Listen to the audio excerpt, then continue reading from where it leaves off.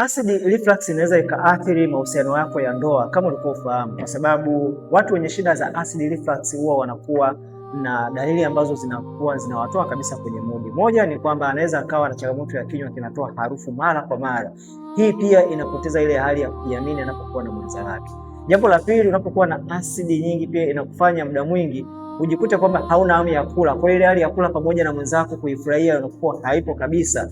Lakini watu wenye shida ya acid reflux huwa wanakosa usingizi mara nyingi kwa sababu ya ile hali ya kifua kuwa kinabana usiku, anakuwa anapitia hali ile ya mate kuwa machungu, anakoa mara kwa mara, kwa anakuta hana muda wa kuenjoy kufurahia kuwa na mwenzake anapokuwa chumbani.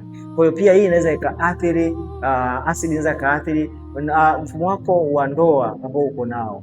Lakini kitu kingine ni kwamba changamoto hii ya acid reflux inaweza ikapelekea ukawa unashindwa kabisa kula baadhi ya vyakula ambavyo mngefurahia pamoja, vile vyakula kula kwa pamoja na mwenzako. Unajikuta unabagua sana vyakula. Kila chakula hiki huwezi kula, hiki huwezi kula.